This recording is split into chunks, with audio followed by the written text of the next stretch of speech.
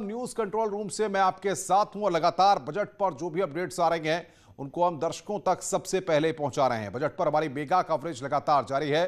Budget news centre से लखनऊ से शबाब और अपर्णा हमारे सहयोगी जुड़े हुए हैं। जीरत सिद्दीकी न्यूज रूम से हमारे साथ हैं और साथ ही साथ तमाम एक्सपर्ट्स और पॉलिटिकल गेस्ट भी हमारे साथ हैं, जिनके साथ हम बजट के हर पहलुओं पर बातचीत कर रहे हैं और चर्चा कर रहे हैं। सीधे हम रुख करेंगे न्यूज रूम में मेरी सहयोगी जीनत के पास। जीनत, आज योगी आदित्यनाथ सरकार की प्रतिष्ठा भी दांव पर है, क्योंकि चुनावी साल है। सरकार को हर वर्ग पर फोकस करके एक संतुलित बजट पेश करना है।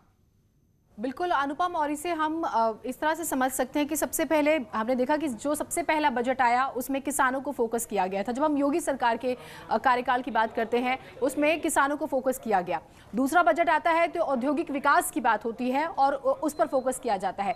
जब तीसरा बजट आता है योगी सरकार का तब महिला सशक्तिकरण का खास ख्याल रखा जाता है, यानी कि महिलाएं कैसे आगे बढ़े। और जब चौथा बजट आता है तो यंगस्टर्स का, युवाओं की जब हम बात करते हैं उसका खास तौर से ख्याल रखा जाता है। एक बड़ी खबर आ गई है इस वक्त। बजट से पहले लखनऊ में सीएम आवास पर कैबिनेट की बैठक इस वक्त जारी है। बैठक में बजट को मंजूरी दी जानी है। इसके बाद सुबह 11 बजे सदन में बजट पेश किया जाएगा। तो अब जो फाइनल प्रोसीडिंग्स हैं उन्हें पूरा किया जा रहा है।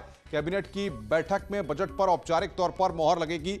10 बज चुके हैं, बस अब 1 घंटा बचा हुआ है। यानी कि उत्तर प्रदेश का जो बजट है योगी आदित्यनाथ की सरकार का 5वां और जो आखिरी बजट है, जो भारी भरकम बजट माना जा रहा है, वो 1 घंटे के बाद, बस 1 घंटे से भी कम वक्त बचा है।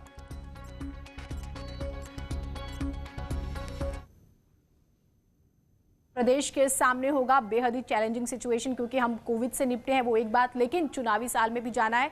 उस लिहाज से हर वर्ग का भी ख्याल रखना है, ये बहुत बड़ी चुनौती। उमेश हमारे साथ जुड़े हुए हैं। उमेश, अभी आप कहां पर मौजूद हैं? आपके साथ कौन से लोग हैं और बजट से उनकी क्या उम्मीदें हैं? जरा बात कीजिए, बताइएगा।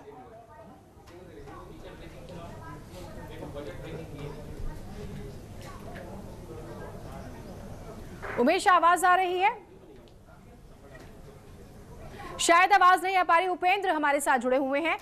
उपेंद्र, अगर आप मेरी आवाज सुन पा रहे हैं तो बताइए इस वक्त आप कहां पर मौजूद हैं, आपके साथ कौन से लोग हैं? और बेहद ही महत्वपूर्ण ये बजट इस वजह से है, एक बात ये हो रही है कि ठीक है हम कोविड से निपटे, लेकिन एक और बात ये हो रही है कि आगे चुनावी साल है, सरकार का, मौजूदा सरकार का आखिरी बजट है, तो चुनौतियां उतनी ही ज्यादा है सबको साथ लेके चलने की। क्या कह रहे हैं लोग?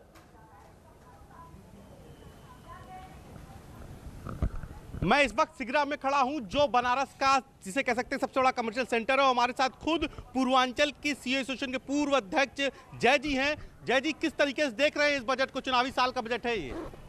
देखिए, पहली बार ऐसा हो रहा है कि बजट जो है पेपरलेस आ रहा है, और जो वित्त मंत्री जी हैं सुरेश खन्ना जी, जब वो देंगे तो बाकी सब टैब पे देखेंगे जितने वहाँ पर लोग हैं। तो इस वजह से उनको 2-3 दिन पर ट्रेनिंग भी दी गई है, तो ये अच्छी बात है। लेकिन देखिए, बजट में जो पिछले साल जो बजट आया था, उस बजट के हिसाब से कौन कौन सी चीज़ों पे कितना जो खर्चा होना था और जहाँ से रेवेन्यू आना था वो कितना हद तक हुआ कि नहीं, बिंदुवार उनको बताना चाहिए, कमी बेसी, प्लस सफाई भी देनी चाहिए, तभी तो बजट का मजा है। हर साल बजट ला देते हैं और पीछे बजट का क्या हुआ, कितनी चीज़ हुई नहीं हुई, उस पर सफाई देंगे तो बजट का मतलब नहीं रह गया। ऐसा सीएस बजट का मतलब हो जाता है नहीं मेरे हिसाब से।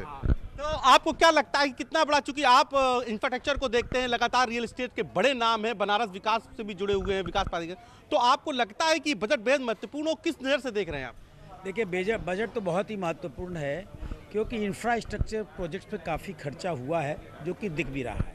आज कई जगह सड़कें बन रही हैं, 4 लेनिंग हो रही है, इसलिए इंफ्रा पर तो काम हो रहा है, यहाँ पर तो कोई दो राय नहीं है। और सरकार भी इस मामले में सचेत है। सबसे बड़ी समस्या आ रही है, थोड़ी महंगाई बढ़ रही है, प्याज के भी दाम बढ़ रहे हैं। अब कहीं न कहीं पेट्रोल की और डीजल की जो कीमतें बढ़ी हैं, उसका जीवन में, दैनिक जीवन में मनुष्य के बहुत प्रभाव पड़ रहा है। इस पर सरकार को सोचने की ज़रूरत है। बिल्कुल। तो आपको लगता है आप तो चूंकि बड़े बड़े लोगों का पूरा खाता बही देखते हैं, सरकार के भी खाता बही आप देख लेते हैं, तो इस खाते बही से आपको क्या लगता है, क्या फोकस होगा इस साल? आप क्या उम्मीद कर रहे हैं? देखिए, लास्ट टाइम उन्होंने 5.12 लाख करोड़ का बजट लाया था। इस बार कम से कम 10% इंक्रीज कर ही देंगे, क्योंकि जो वित्तीय घाटा था लास्ट टाइम 2.89 था, अभी उसको कहा जा रहा है कि 4.60 तक ला देंगे, क्योंकि सरकार ने इनको परमिशन भी दे दी है। बिल्कुल उपेंद्र, जमा खर्च की बात है और सरकार के पास अपने आय के साधन और इस सारी चीजों को सरकार को देखना भी होगा, क्योंकि हर साल उत्तर प्रदेश का बजट बढ़ता रहा है, ये हमने इतिहास से अब तक देखा भी है। पश्चिमी उत्तर प्रदेश के सबसे मेन सेंटर मेरठ से उमेश श्रीवास्तव हमारे साथ हैं। उमेश, किसानों का मसला अलग चल रहा है, 22 का सियासी दंगल भी है, सरकार कैसे सब चीजों को मैनेज कर पाएगी, क्या एक्सपर्ट्स कह रहे हैं?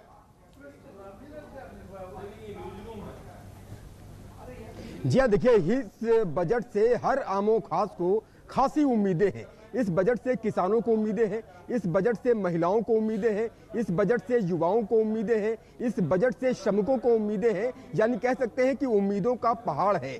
उम्मीदों के इस पहाड़ को यूपी सरकार कैसे बैलेंस करेगी, हमारे साथ खास बातचीत के लिए मौजूद हैं economist doctor Ativeer Singh. Doctor साहब, क्या कहेंगे? उम्मीदों का पहाड़ है, किसानों की उम्मीदें हैं, श्रमिकों की उम्मीदें हैं, युवाओं की उम्मीदें हैं, महिलाओं की उम्मीदें हैं। इस उम्मीद के पहाड़ को कैसे मैनेज करेगी सरकार? आपको क्या लगता है बजट कैसा होने वाला है? सरकार को इस समय बजट को मानवीय चेहरे को केंद्र में रख के बनाना चाहिए। इस समय अर्थव्यवस्था मांग के कमी से गुजर रही है, तो बजट में मांग को बढ़ाने की तरफ सरकार की तरफ से प्रयास होना चाहिए। बट विशेष रूप से शिक्षा, स्वास्थ्य, युवा, बेरोजगारी और ग्रामीण क्षेत्र पर सरकार का फोकस बजट को लेकर होना चाहिए। इसमें सरकार जैसे स्वास्थ्य के क्षेत्र में हम बात करें तो सरकार बहुत अस्थायी योजनाएं लेके आगे आई है। तो जैसे आउटसोर्स करके सरकार कुछ शिक्षकों को नियुक्त करने की बात कर रही है, तो इससे शिक्षा का कोई सुधार होने वाला नहीं है। मेरा मानना यह है कि मांग को कैसे बढ़ाया जाए, इसके लिए सरकार को भारी निवेश शिक्षा, स्वास्थ्य और ग्रामीण क्षेत्र में करना चाहिए। और खासतौर से किसानों की सर बात की जाए, क्योंकि पश्चिमी उत्तर प्रदेश में लगातार किसान अपनी आवाज़ बुलंद करते रहे हैं, गन्ना मूल्य भुगतान को लेकर के आवाज़ बुलंद करते रहे हैं। किसानों पर फोकस होना चाहिए बजट, और क्योंकि योगी सरकार का ये आखिरी बजट है, आखिरी पूर्ण बजट है, तो लिहाजा लोक लुभावन बजट हो सकता है। नहीं, सरकारें चुनाव को अपने ध्यान में रख के बजट बनाती रही हैं, तो इसमें ऐसी अपेक्षा तो की जा रही है कि चुनाव संबंधी घोषणाएं होंगी।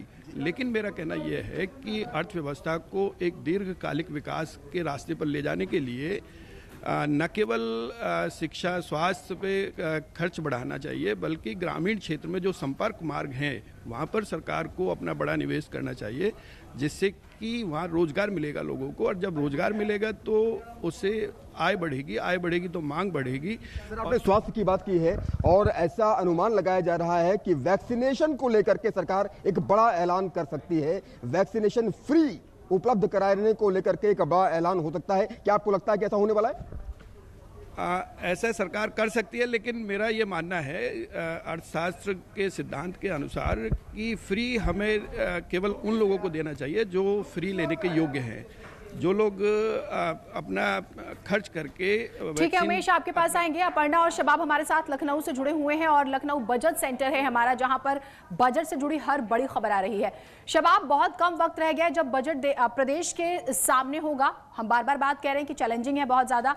अब बड़ी बात एक ये कि महंगाई की बार बार बात हो रही है, टैक्सेस की बात हो रही है, जो हम स्टेट के कॉन्टेक्स्ट में अगर इसे समझने की कोशिश करें, सप्लाई तो है लेकिन डिमांड नहीं है, लोगों के पास पैसा नहीं है।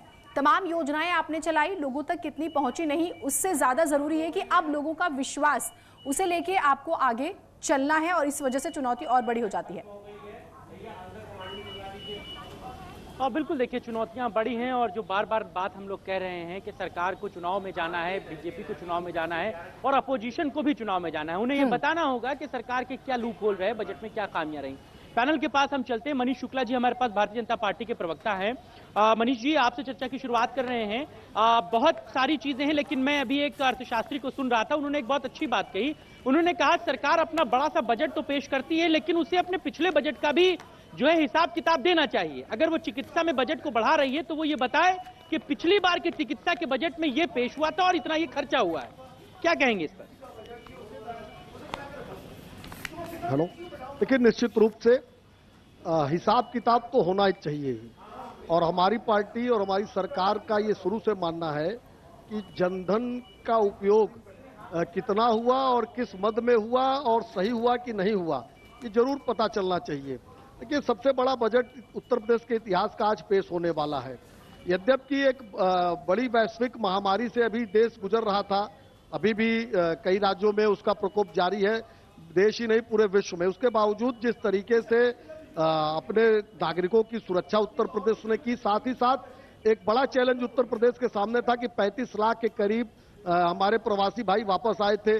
उनको दवाई, उनको अनाज और साथ साथ उनको रोजगार मिले, इसके लिए भी सरकार ने काम किया था। मैं इसलिए इस बात को मैं दोहरा रहा हूं कि अभी मनरेगा के बजट को उठा के अगर आप देखेंगे तो पिछली सरकार की अपेक्षा दुगने से ज्यादा बजट हमने मनरेगा में किया है, अर्थात ग्रामीण अर्थव्यवस्था मजबूत हो, इसकी हम बात कर रहे हैं। पहले बजट में हमने किसानों पर फोकस किया था, दूसरे पे औद्योगिक को फोकस किया था, तीसरे पे हमने महिलाओं को फोकस किया था, चौथे पे हमने युवाओं को फोकस किया था। और इस बार समेकित बजट होगा जिसमें उत्तर प्रदेश 1 ट्रिलियन का जो बजट का लक्ष्य है उसकी तरफ एक कदम बढ़ाएंगे। एक बात जरूर मैं कहना चाहूंगा कि हमारी सरकार को विरासत में एक जर्जर अर्थव्यवस्था मिली थी। सारे आयोग जो उत्तर प्रदेश में नौकरियां देते थे अखिलेश यादव की भ्रष्टाचार के नाते भंग थे, हमने उनका गठन किया और 4 लाख सरकारी नौकरियां हम दे चुके हैं। आने वाले 1 साल में शबाब, अगर पॉसिबल है तो पूछे कि ठीक है, पिछले बजट में मनरेगा के लिए 4800 करोड़ रुपए रखे थे, लेकिन प्रवासी मजदूरों को शिकायतें भी बहुत ज्यादा थी, तो इस बार क्या वो रकम बढ़ सकती है? वाले हैं विपक्ष में हाफिज जी बैठे हुए हैं, वो ये आरोप लगाते रहे कि आप तो अपने पूरे कार्यकाल में एक भी योजना को पूरा अमलीजामा पहना ही नहीं पाए, लोकार्पण तो कर देते हैं, उद्घाटन नहीं हो पाता। देखिए, हमारी ये पहली सरकार है कि हमने जो घोषणा किया था उसके अनुसार हम काम कर रहे हैं। अपने घोषणा पत्र के अनुसार हमने कहा था पहली कैबिनेट में लघु और सीमांत किसानों का ऋण माफ करेंगे। 36,000 करोड़ से 46 लाख किसानों को बात जितनी आपने कही थी वो जवाब दे रहे हैं, कुछ टिप्पणी आपकी। देखिए, अभी बात कर रहे थे पूर्वांचल एक्सप्रेसवे की। आप पूर्वांचल एक्सप्रेसवे में हमारी सरकार में जमीन अधिग्रहण बहुत हद तक हो गया था और उसके बावजूद भी 4 साल बीत गए, अभी तक एक्सप्रेसवे नहीं बना पाए। दूसरा, इन्होंने ऋण माफी की बात की। ऋण माफी का मैं पहले बता चुका हूँ कि 1 रुपया लोगों का माफ हुआ, उसके बाद रिकवरी के नोटिस भी लोगों पर आए, किस तरह का ऋण माफ किया गया था। अब देखिए, आप मर्यादा मानिए, हम चुप से आप सुन लीजिए। देखिए, पूर्वांचल एक्सप्रेसवे का इन्होंने अच्छा सवाल खड़ा किया। इन्होंने कहा डीपीआर इन्होंने बनाया था। 90% जब जमीन अधिग्रहित होती है तो डीपीआर निकाला जाता है, बिना उसके इन्होंने टेंडर निकाला। टेंडर निकालने की जल्दी क्या थी मैं बताता हूं। करीब 2000 करोड़ का स्कैम करना चाहते थे। हमने जब डीपीआर निकाला तो 2000 करोड़ कम किया, साथ ही साथ हमने रोड को चौड़ा किया, जन सुविधाओं को बढ़ाया। ये जो जैसे इन्होंने लखनऊ आगरा एक्सप्रेसवे पे डीपीआर जारी करके अपने पार्टी के लोगों को जमीन खरीदवाई और बाद में मुआवजा बांटा, यही एक खेल करना चाहते थे, उसको हमने तोड़ा, इसलिए इनको ये समस्या लगी। प्रियंका जी को भी डिबेट में जोड़ लेते हैं। हाफिज साहब, आपके पास आऊंगा, कांग्रेस की प्रवक्ता प्रियंका जी। प्रियंका जी, जिस तरीके से भारतीय जनता पार्टी अपनी उपलब्धियों को गिना रही है, लगता है कि जितना बजट पेश हुए पिछले 4 सालों में और 5वां सरकार का बजट है, सरकार कहां खड़ी नजर आती है? 10 में से कितने नंबर देंगी आप? जिस प्रकार आप कह रहे हैं कि ये सरकार जो है, अगर बात करे कि पिछले बजट में क्या किया, तो वो आप साल भर का पूरा ब्यौरा उठा के देख ले, पता चल जाएगा। आप देखिए कि कहाँ गड्ढे भरे, क्या बजट था उसमें? अगर नहीं था तो इस बार क्या होगा? आप देखिए महिलाओं के पुनरुत्थान के लिए इन्होंने क्या किया, जो सेक्सुअली हरेस्ड है या रेप पीड़िता है उनके लिए भी इन्होंने कुछ नहीं किया। ये एक मुद्दा है। जब आप मिशन शक्ति बनाते हैं तो क्या आप खर्चा सिर्फ पोस्टर पर करते हैं या आप महिलाओं पर भी करते हैं या उनके पुनरुत्थान पर भी करते हैं? ये भी एक सवाल है। दूसरी बात मैं पूछना चाहूंगी कि आप ये बताएं कि बेरोजगारी की आप बात करते हैं, आपने 4 लाख रोजगार दे दिए। आप 4 लाख रोजगार में उन रोजगार को भी गिनते हैं जो पदोन्नति होती है, उन रोजगार को भी गिनते हैं जो आप नहीं आप बताएं। मैं बता देता हूं। नहीं, आप बताएं। मैं बताता हूं। 4 लाख की मैं ब्रेकअप दे देता हूं। ब्रेकअप प्रियंका जी, अगर ऐसा होता तो बेरोजगारी 1,35,000 से ज्यादा सिपाहियों की हमने भर्ती की। ब्रेकअप लीजिए, ब्रेकअप लीजिए। आप ये बताइए, अगर बेरोजगारी दर उत्तर प्रदेश में बढ़ी है 40,000 और आप सहायक अध्यापकों की बेसिक शिक्षा में हमने भर्ती की। आप तो यही गलत बताते हैं। अधीनस्थ सेवा चयन आयोग से करीब 22,500 भर्तियां हमने की। माध्यमिक और उच्च शिक्षा में करीब 23-24,000। क्या किया आप ये बताइए? गन्ने का भुगतान जो है, आपने कहा आपने कहा 4 लाख कौन सी नौकरियां, मैंने बताना शुरू किया। आपने गन्ने का मूल्य बिल्कुल, मैं बता रहा हूँ, 1 रुपया नहीं बढ़ाया। हमारी सरकार बनने के बाद था कि आप गन्ने 123 लाख कर देंगे, 100 करोड़ 23। बिल्कुल, मनीष शुक्ला जी हम आएंगे आपके पास, प्रियंका जी आपके पास आएंगे। अमिताभ जी अब हमारे साथ जो है अर्थशास्त्री हैं, उनके पास चलते हैं, उनसे समझते हैं। अमिताभ जी, बस कुछ ही मिनट रह गए, उत्तर प्रदेश का बजट आने वाला है।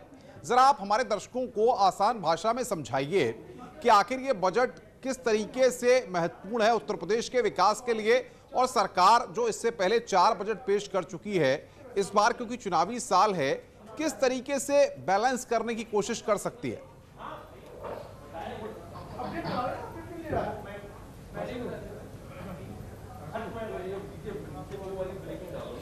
अमिताभ जी, आवाज मिल रही है आपको मेरी? बड़ी खबर इस वक्त कैबिनेट की बैठक में बजट को मंजूरी मिल गई है। अमिताभ जी के पास हम चलेंगे, लेकिन उससे पहले यहां पर एक बड़ी खबर आ रही है।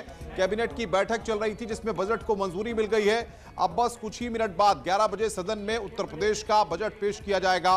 कैबिनेट की बैठक में फिलहाल बजट को मंजूरी मिल गई है। ये एक औपचारिकता होती है और औपचारिक तौर पर यूपी कैबिनेट ने बजट पर मोहर लगा दी है और अब सदन में बजट भाषण होगा, जिसके बाद ये पता चलेगा कि योगी आदित्यनाथ की सरकार का 5वां और आखिरी बजट कितना भारी भरकम है। अमिताभ जी हमारे साथ बने हुए अर्थशास्त्री हैं। अमिताभ जी, जरा बताइए, सरकार इस बार किन किन एरियाज पर फोकस कर सकती है और कैसे बैलेंस बनाने की कोशिश होगी? देखिए, जब पिछले बजट को अगर हम देखें, मैं समझता हूं कि हर राज्य के बजट की तुलना में उत्तर प्रदेश का जो बजट एलोकेशन था, उसका जो स्पिरिट एंड कंटेंट था, वो केंद्रीय बजट के अनुकूल ही था। मुझे लगता है इस बार भी ऐसा ही रहेगा। पिछली बार भी बड़े बड़े प्रोजेक्ट्स पर एम्फेसिस किए गए थे, जैसे जेवर इंटरनेशनल एयरपोर्ट है, अयोध्या पर था। इस बार वो डेटा हब बड़े बनाने की कोशिश की जाएगी। मुझे लगता है कि वही बड़ा इंफ्रास्ट्रक्चरल डेवलपमेंट पर एम्फेसिस रहेगा। डिमांड बढ़ाने की बात हो रही है, लेकिन हम देखे हैं कि केंद्रीय बजट में इस बार डिमांड बढ़ाने के लिए मध्यम वर्ग को कोई टैक्स की इंसेंटिव नहीं दी गई थी, क्योंकि मुझे लगता है कि मध्यम वर्ग के पास उत्तर प्रदेश में ये जो पिछले 8 महीने का जो लॉकडाउन पीरियड का जो कंजम्पशन एक्सपेंडिचर जो खर्चा नहीं हुआ, 40-50% बढ़ गए हैं। मुझे लगता है अगले लेकिन सरकार की जो आर्थिक स्थिति है उसको देखा जाए, जो रेवेन्यू आने के तरीके हैं सरकार के, उनको देखा जाए, तो आपको लग रहा है क्या चुनावी साल में आगे का विजन साफ रहेगा या फिर सरकार अपने ऊपर कोई बोझ भी बढ़ा सकती है? मुझे ऐसा लगता है कि मध्यम वर्ग का बोझ बढ़ाकर वो रिसोर्स को इकट्ठा करने की कोशिश नहीं करेगी। थोड़ी सी इनडायरेक्ट टैक्सेस हैं, उसको उसमें शायद बढ़ाए, लेकिन इनकम दूसरे जो डायरेक्ट टैक्स में तो उसका कोई हिस्सा नहीं है। लेकिन मुझे लगता है कि मध्यम वर्ग को छूट देने की कोशिश ज्यादा नहीं करेंगे, क्योंकि कैपिटल इन्वेस्टमेंट बहुत जरूरी है। बिल्कुल अमिताभ जी, बहुत महत्वपूर्ण बात आपने कही है। न्यूज रूम से जीनत हमारे साथ हैं और तमाम सहयोगी हमारे साथ बने हुए हैं। लखनऊ में खास तौर पर हमने बजट के लिए स्टूडियो